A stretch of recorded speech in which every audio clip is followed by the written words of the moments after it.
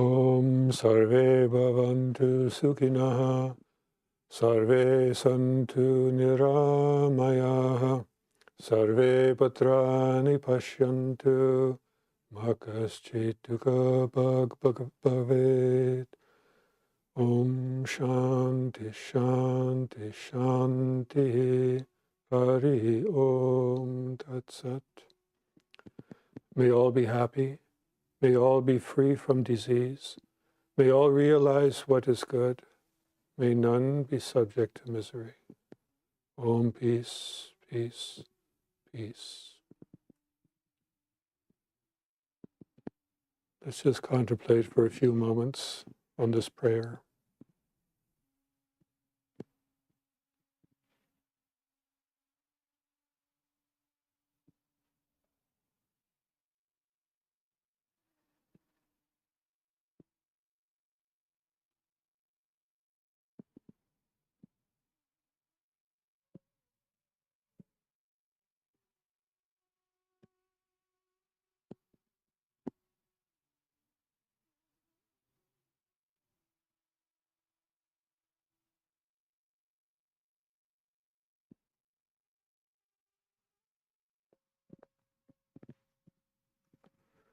Om Tavakatam Ritam Tapta Jivanam Kavipiriditam Kalmashapam Shravanamangalam Shrimadatam Bhuvingaranantiye Burida Janaha.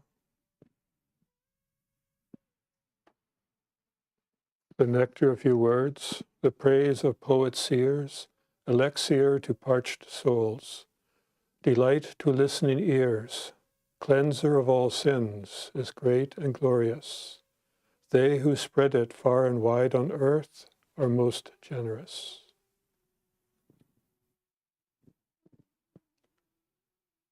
Good evening, friends.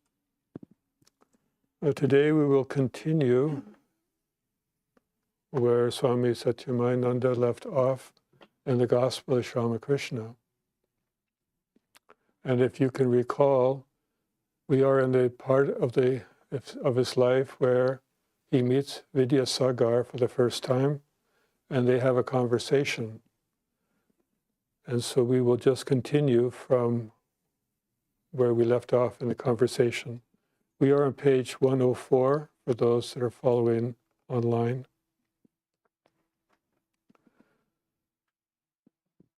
The path of knowledge leads to truth, as does the path that combines knowledge and love. The path of love, too, leads to this goal. The way to love is as true as the way of knowledge. All paths ultimately lead to the same truth. But as long as God keeps the feeling of ego in us, it is easier to follow the path of love. So Sri Ramakrishna is saying the path of knowledge leads to truth. He's bringing this up because earlier in the conversation, he is saying, first, for those that are not familiar with what the path of knowledge is, it is a path of discrimination where you are thinking that God is something beyond what I am. You say, I am not the body, I am not the mind. You are trying to basically, in a sense, deny the existence of all physical objects, believing that there's something more subtle beyond the objects that I can perceive with my senses. But you start out with trying to say that I am not the body, I am not the mind. But it's not as simple as just saying that. We are not convinced of it because we still perceive the body and we still perceive the mind. So that being the case, Ramakrishna is saying it's because we are still attached to the body and the mind, even as we say these statements.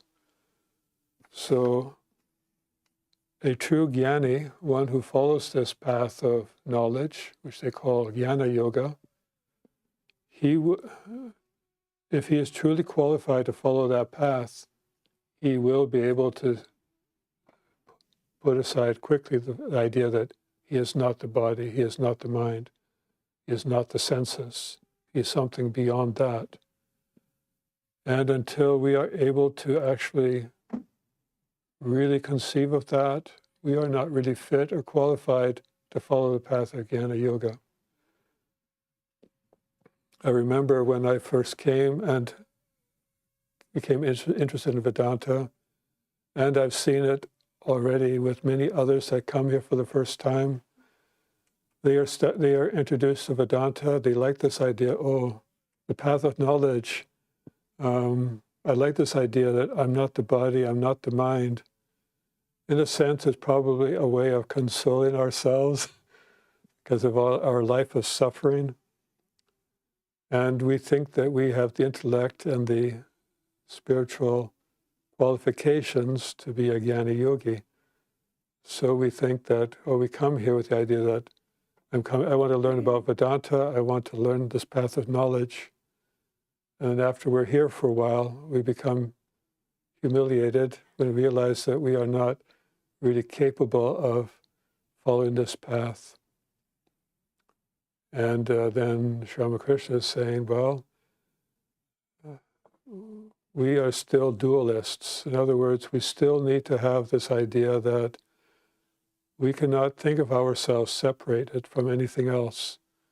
We still have an object that we need to, in this case of God, we need an object that represents God for us to fix our mind on.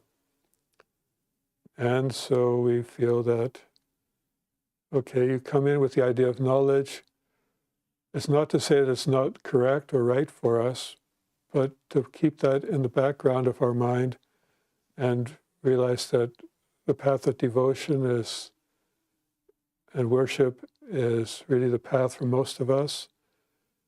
Now, these are just two of the paths, these are two of the yogas, but we also have karma yoga, the path of selfless service, and we also have the path of Raja Yoga, which is how to control the mind and all its senses, so that we can direct all our energies toward realizing God, or realizing the truth, or realizing our true essential nature, which is beyond the body and the mind. Jnana yogis do this through a process of rationalization, understanding that the world is transitory, not permanent.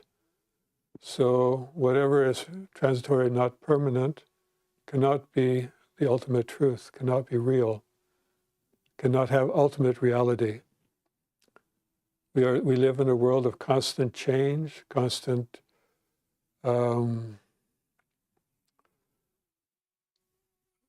everything is constantly changing, not just in the outside world, but within our own minds.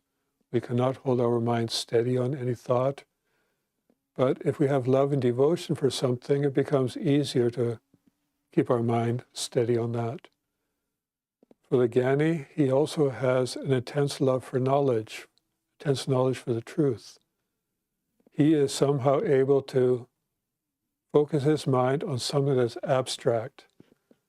Most of us cannot really hold our mind on something that we love if it's too abstract. So that is why we might have the image of Jesus Christ, the image of Sri Ramakrishna, Buddha, anything that we feel is a representative of God, some ideal that we want to live up to. And that may start out as a statue, a symbol, a photograph of some inspirational person. It could also just be a symbol. In Hinduism, it would be the Om symbol. Meanwhile, but that is just a physical symbol, but it has a lot of abstract meaning behind it. So we try to think of what does that symbol represent. When we look at a picture, when we try to meditate on, say, Sri Ramakrishna, we see the photograph, but we also are thinking about his his perfect purity, his perfect knowledge, his perfect understanding, and trying to conceive what does that really mean. And that is how we are then now approaching what is the abstract part of Sri Ramakrishna, or Lord Buddha, or Jesus Christ. And Sri Ramakrishna is saying that just as a jnani can follow the path of pure knowledge, of just seeking the truth, he's also saying you can follow that truth by combining love with it.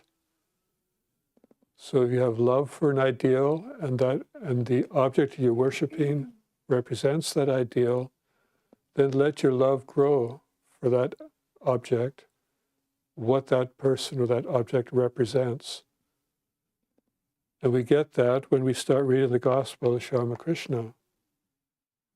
Just as when we look at the picture and we read the Gospel, we try to imagine that we are in the presence of Sri Ramakrishna while he's given these teachings.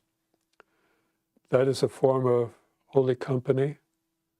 If we can feel that we are actually sitting in the audience here listening to these discourses, we can try to imagine that in our mind. We can imagine the emotion that is being expressed by his teachings, how inspired the others are feeling. And we can feel that we are in their presence, experiencing similar thoughts and ideals. This also increases our love for Sri Ramakrishna. If you are in the Christian faith, think that you are in the presence of Jesus Christ while he's giving his teachings on the Sermon of the Mount or something like that. It's the same thing. And then think that you're asking Sri Ramakrishna or Jesus Christ these kinds of questions. He's talking to you. So these are just some ways of how we can let our love grow for some of these divine personalities.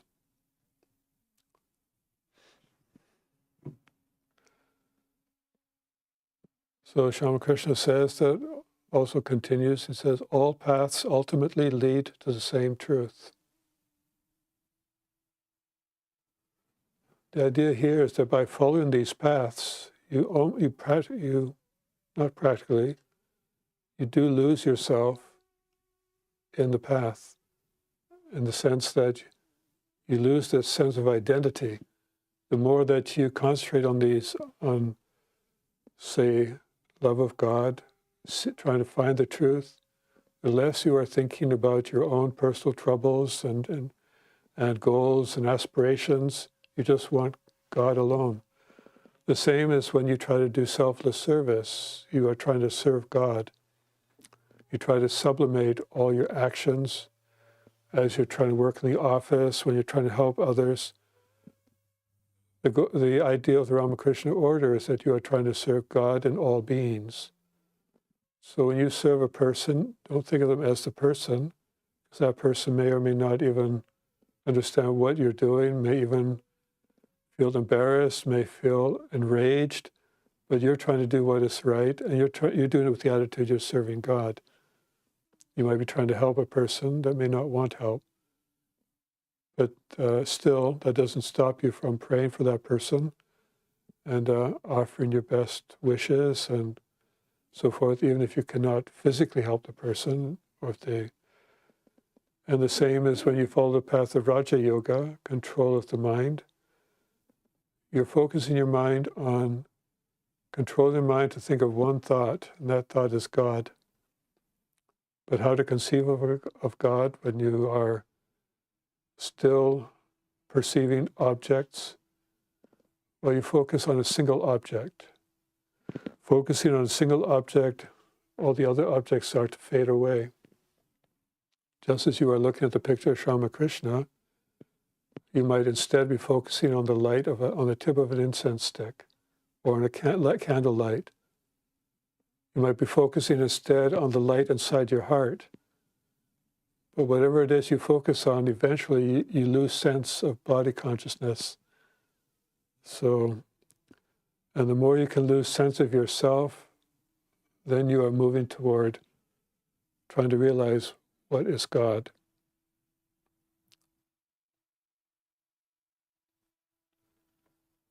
All paths ultimately lead to the same truth. In other words, by focusing the mind deeper and deeper on one object, some object that you love,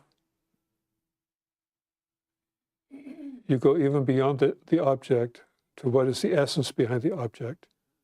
And pretty soon, even behind that. And no matter how far you go, each of these paths are still following that path of deep concentration of love. And you reach, and what is behind all of that is the same reality, whatever path you're following.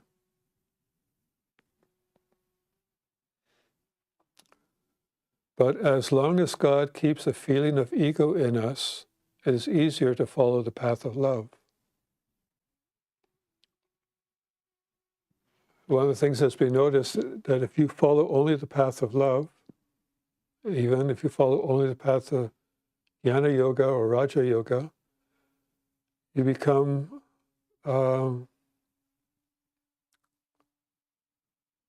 what's the word?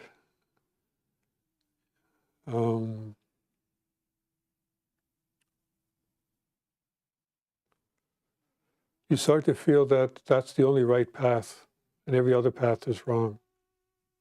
You start to, so Swami Ramakrishna says, rather than trying to follow one path, combine it with another path.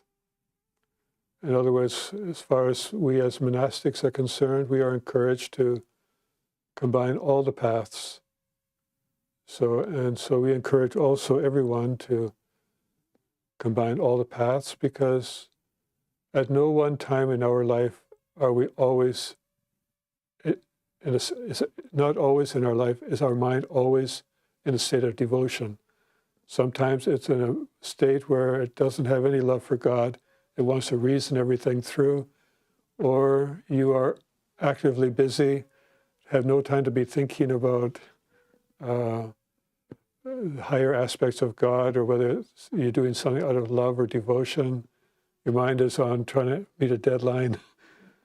And now, if you can do that as an act of service toward God, that is one way of reminding yourself that, okay, God is the ultimate goal. I'm just an instrument right now. Let me get this task done, and then offer it to God. And then I will have time to think more intimately about devotion, or spend time to think more deeply, read something philosophical, sit back, meditate on that, and take time off. So our mind is also, and then other times we're walking past a donut shop and we feel that, well, I'd like a donut. We know it's not good for us, but it's an opportunity to control the mind. So you might take that as an opportunity. Well, for the sake of practicing to control the mind, I'll abstain from this donut for now. So these are all these little things that happen throughout our day. Or you could just say, well, look at that donut, mentally offer it to God.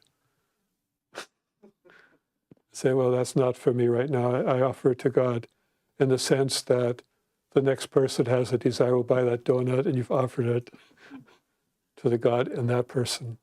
So you can think of it that way also. That way we can shed off a lot of our attachments that we might be attracted to, but somebody else might like it. And if the person is there, you could offer it to them. That kind of thing.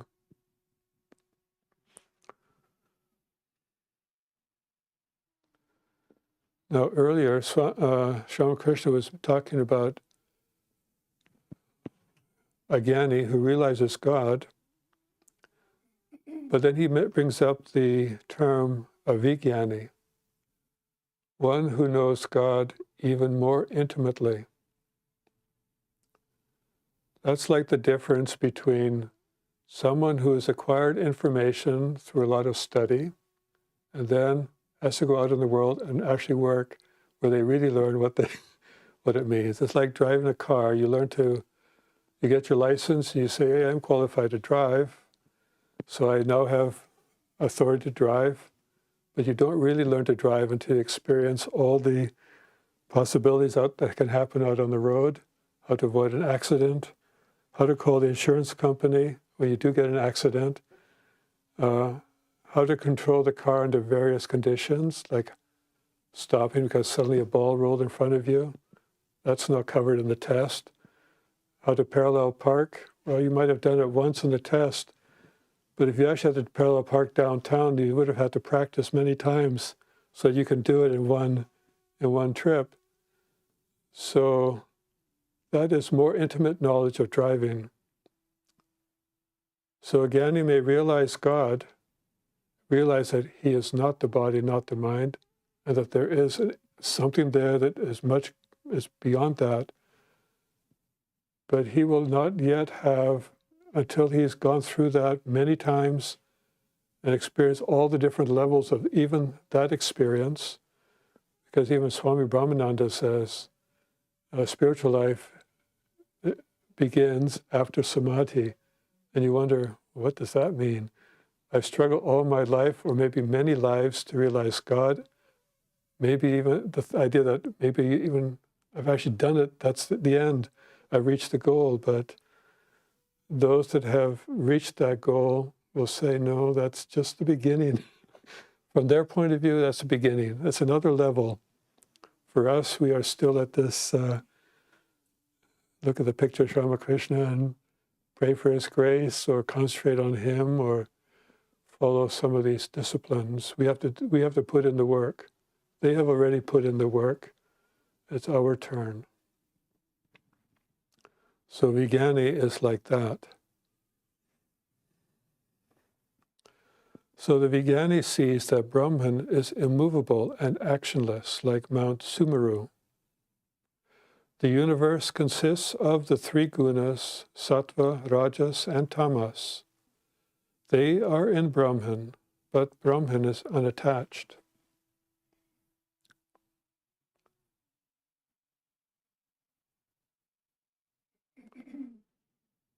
So the Vijnani sees that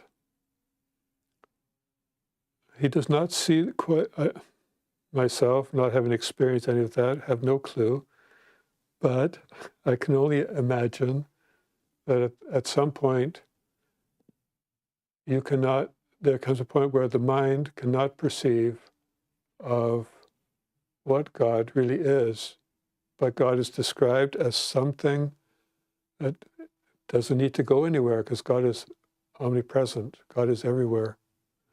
God is omniscient, all-powerful, and doesn't have to do any action. Everything is within God. Action is something that you perform over a period of time. There is no time in God. Everything is happening at the same time, or simultaneously. I don't even know how one would conceive of that with our own minds as they are. We would have no concept. But a Vijnani can experience that. Whether, I do not know whether there is some separation between what the Vijnani experiences and what Brahman is, and able to be able to say, to even make this statement. So I would say that we are still way at the beginning stage of our spiritual life. The answers to these kind of questions don't really apply to us. They are what we can aspire to this kind of understanding. And so I would say that not applicable to us, but still it's good to know these ideas, because they will, for those that are able to reach that state, by knowing this ahead of time, they become like signposts along the way of our spiritual development. We'll say, oh yes, I've heard Sri Ramakrishna say something like this. You're experiencing something. And so then you'll say, well, what he is saying, that is what I'm experiencing. So then you'll have some clue that you are making proper spiritual progress, and that it's not some hallucination or some concoction of the mind. So that is the benefit of hearing him say all these things, they will apply to different people that are on different, they're on a different way, on a different, their progress, they're on a different higher path or lower path, and they can use these as guidelines. So I will conclude there for today, and we'll continue next Wednesday. Swami Satchidananda returns next Monday. He's not feeling so well, so we're not sure what he probably could use a good rest. Vacation's always, after vacation, everybody needs a good rest. So we will give him that, because he did not get that when he left from here to India, which is a shame. So I will conclude with a chant. Actually, if there are any questions, I will try to answer them as best as I can, either online or in person. I'll give a few moments.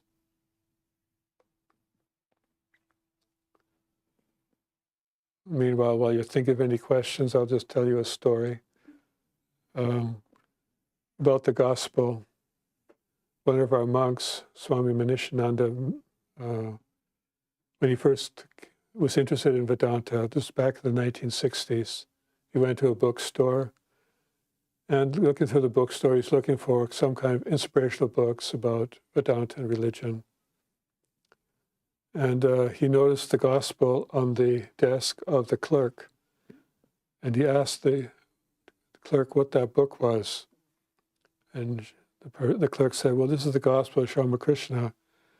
And that person said, this is the best book in the bookstore. So he asked if he could buy the book, and they said, no, this book's not for sale. So based on that, you might consider the purchase of this book and also the study of this book, because it has a lot of practical ideas and there are answers to many questions, even to the questions I can't answer. So there are no questions online, no questions here, so I will conclude. Om Niranjanam Nityam Anantarupam Bhaktanakampa Tritavigraham Vai Ishavataram Paramesamityam Tvam Ramakrishnam Shirasa Namamaha. We salute that Ramakrishna, who is without blemish, eternal and infinite in forms, who has assumed human form out of compassion for the devotees, who is God incarnate, the Supreme Lord, and who is most worshipful. Om, peace, peace, peace to all beings.